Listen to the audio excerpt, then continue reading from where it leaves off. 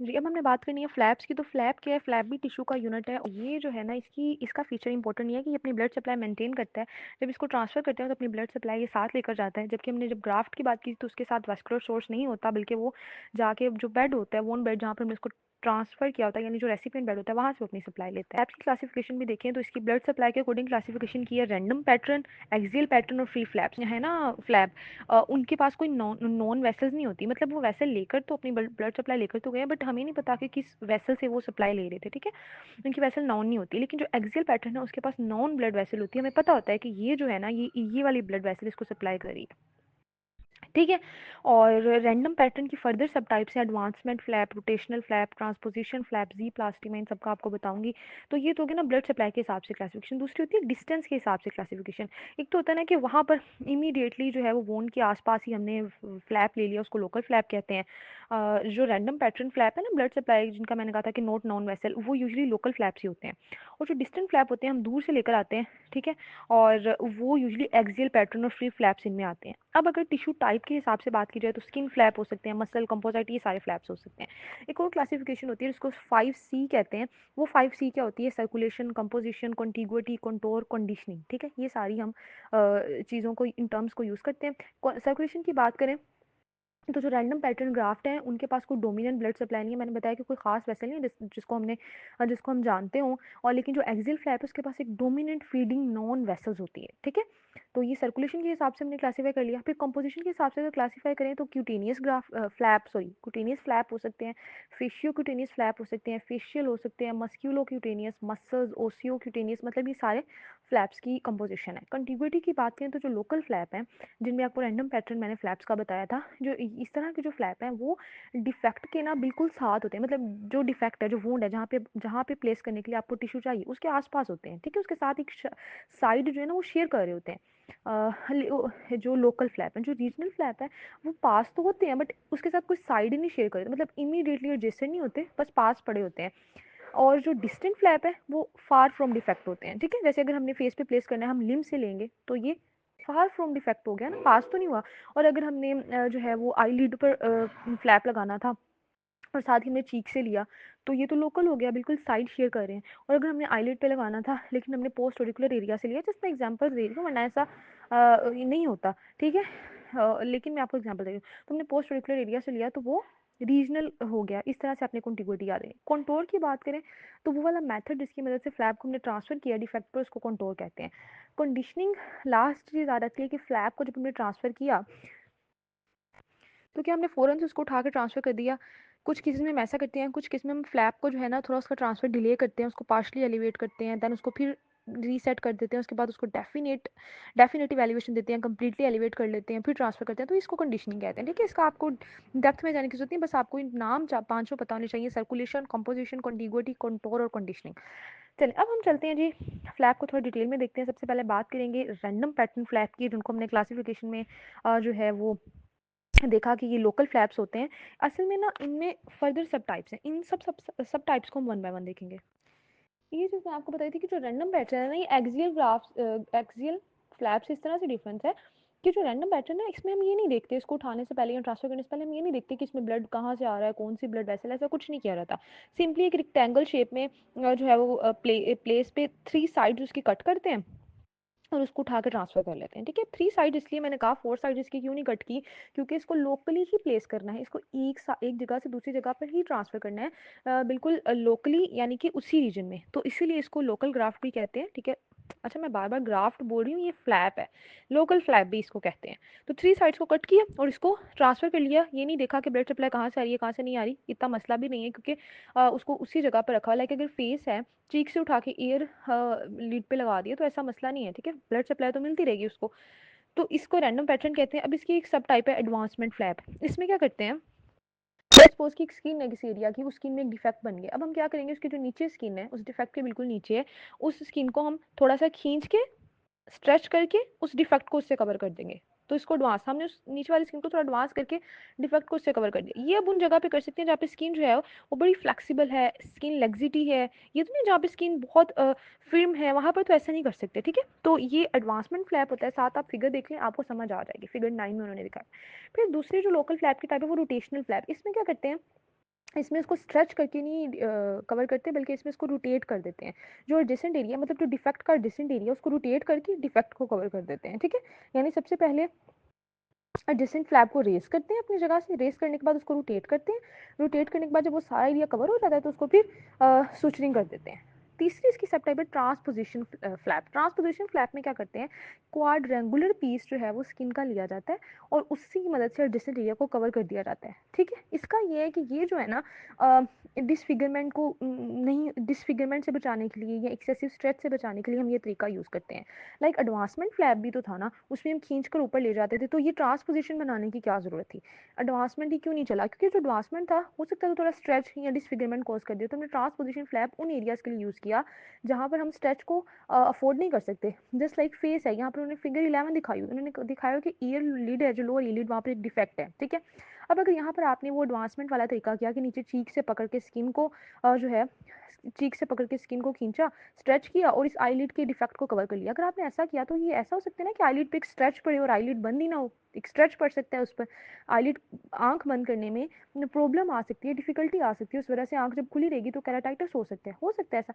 इसीलिए हम ऐसे खींच कर स्ट्रेच करके उसको नई डिफेक्ट को कवर करते हैं, बल्कि हम ट्रांसपोजिशन वाला तरीका यूज़ करते हैं। यानी हम क्या करेंगे, हम जो है ना एक फ्लैप लेंगे, ठीक है, नीचे से एक पूरा फ्लैप काट रहे हैं वो नीचे से क्वाड्रेंगुलर शेप का, उसको काट कर मतलब पहले वो जो डिफेक्ट वाला एरिया था सारा उसको इनसाइज कर लिया ना, उसको इनसाइज करने के बाद नीचे से पूरा एक आपने फ्लैप उठाया, उस फ्लैप को उठा के उस आईलिड वाले एरिया को कवर कर दिया, आईलिड वाले एरिया कवर। अब नीचे जहाँ से फ्लैप उठाया था वो वुंड ऐसे ही रह गया है, वो अभी अनकवर्ड है, ओपन है, लेकिन ऊपर आईलिड वाला एरिया कवर हो गया, ठीक है।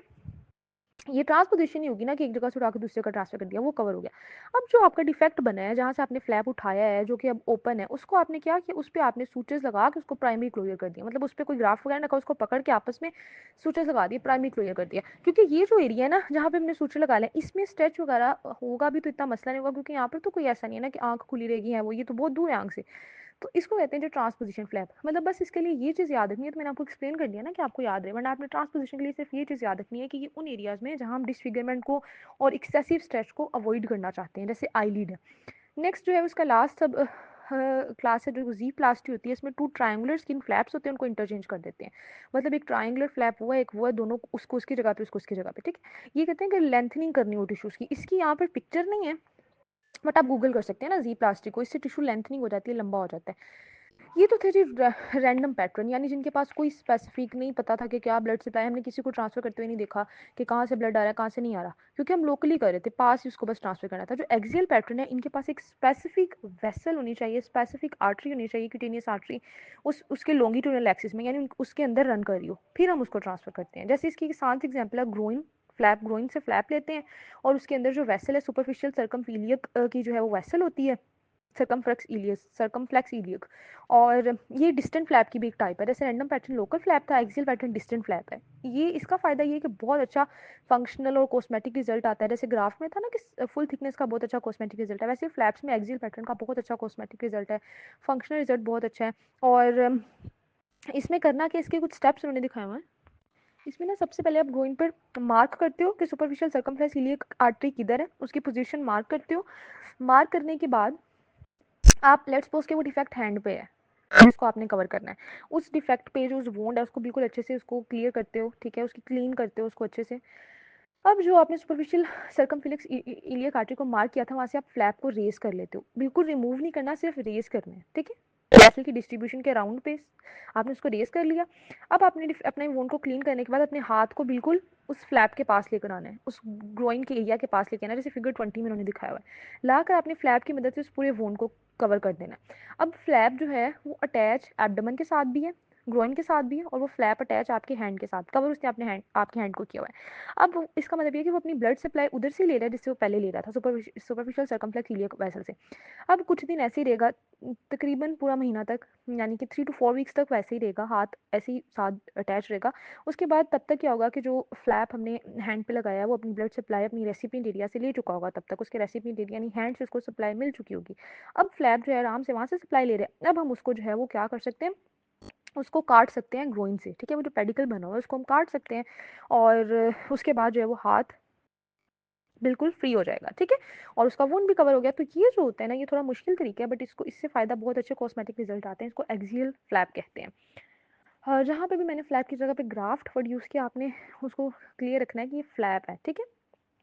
अच्छा, उसके बाद आपने देख लेते हैं कि पोस्ट ऑपरेटिव मॉनिटरिंग क्या करनी होती है। फ्लैप लगाया हो या ग्राफ्ट लगाया हो, जो भी किया हो, आपने पोस्ट ऑपरेटिव मॉनिटरिंग ये करनी होती है कि आपने ऑब्जर्व करते हैं ना टिश्यू के कलर को, कि जो हमने इधर ट्रांसफ़र किया है ग्राफ्ट या फ्लैप, उसका कलर कैसा है। कलर ऑब्जर्व करना है, इसके बाद हमने उसकी वार्मथ देखनी है कि उसमें टेम्परेचर कैसा है, क्योंकि टेम्परेचर भी उसकी ब्लड सप्लाई को शो कर रहा है ना, कि ब्लड सप्लाई होगी तो वार्म रहेगा, वरना कोल्ड हो जाएगा। टगर देखना है, और हमने ये देखना है कि उसमें जो है वो ब्लेंचिंग है, कैपिलरी रीफिल टाइम क्या, उसको फिंगर से प्रेस करके कैपिलरी रीफिल टाइम देखना है, ठीक है? ये सब हम क्यों चेक करें, क्योंकि अगर ग्राफ्ट पेल होगा, उसका कलर पेल हो जाएगा, कोल्ड होगा और फ्लैसिड सा हमें फील होगा, टर्गर नहीं होगा उसमें, तो इसका मतलब उसमें कोई आर्टीरियल फ्लो नहीं है, उसको कोई ब्लड नहीं मिल रहा। और अगर वो ब्लू हो जाएगा, कंजेस्टेड होगा, टर्गर उसमें बहुत ज़्यादा होगा, कि फिर वो रीफिल बहुत रैपिड होगा और वो वार्म होगा, तो इसका मतलब है उसमें कोई वेनस फ्लो नहीं है, वो कंजेस्टन उसमें बनती जा रही है, ब्लू होता जा रहा है, ठीक है? तो ये मॉनिटरिंग होती है पोस्ट ऑपरेटिव। एडवांटेजेस की बात करें कि जी क्या एडवांटेज है, क्यों फ्लैप हमने लगाया। एक तो बहुत अच्छे से फंक्शनल कॉस्मेटिक रिजल्ट मिलते हैं, इसमें हेयर ग्रोथ भी होती है, स्टिटिंग भी आती है, सेंसेशन भी आती है, सारा कुछ प्रिजर्व रहता है।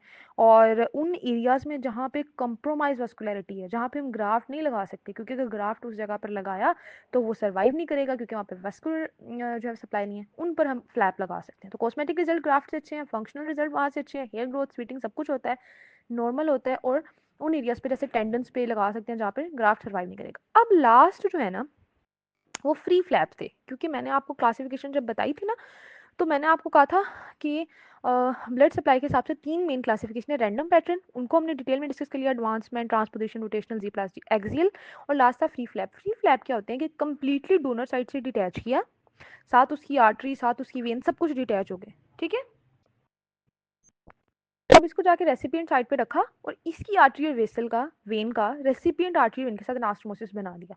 ये बड़ा मुश्किल होता है, इसमें बड़ी हाई सर्जिकल स्किल और माइक्रो इंस्ट्रूमेंट चाहिए, तो इसको हम कम ही जो है वो यूज़ करते हैं। अब बात आ जाए जी फ्री फ्लैप के क्या एडवांटेज है, फ्री फ्लैप को क्यों यूज़ किया। इसके सबसे बड़ा एडवांटेज इसका ये है कि सिर्फ वो चीज़ें लेकर जा रहा है, उन्होंने लिखा है कि एक तो ये डोनर साइट की मोर्बिडिटी को मिनिमाइज करता है, दूसरा only takes what is necessary, सारा कुछ नहीं ले गया वहाँ से, सिर्फ वो चीज़ लेके गया जो ज़रूरी है।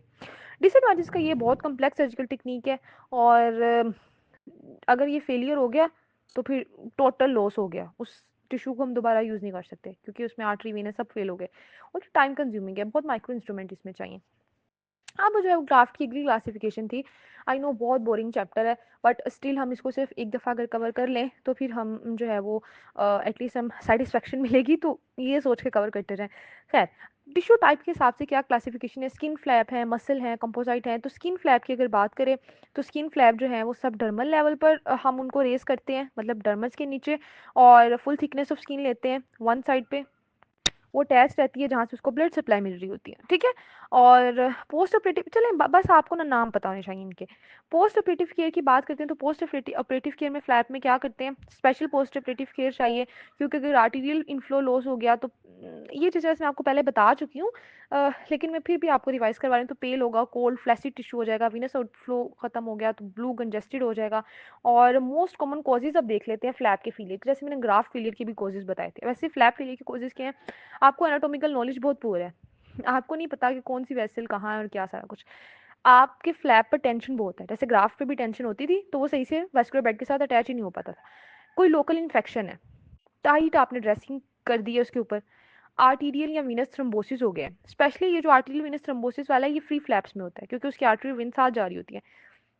तो जो बेस्ट एडवाइस है पोस्ट ऑपरेटिव केयर के लिए वो ये है कि पेशेंट को वेट, वार्म और कंफर्टेबल रखना है, यानी उसकी ब्लड सप्लाई अच्छी रहनी चाहिए, हाइड्रेशन अच्छी रहनी चाहिए, वो कंफर्टेबल हो, ठीक है? वेट का ही मतलब है ना वेल हाइड्रेटेड हो, वार्म का मतलब है हाइपर डायनामिक सर्कुलेशन हो, ब्लड फ्लो कहीं भी रुकना नहीं चाहिए, और कंफर्टेबल का मतलब है पेन उसको नहीं होना चाहिए, वेल कंट्रोल्ड एनर्जीजिया होना चाहिए। सही हो गया। चलिए जी, यहाँ पर हमारा ये चैप्टर खत्म होता है। अब हम नेक्स्ट वॉइस नोट में नेक्स्ट चैप्टर को डिस्कस करेंगे।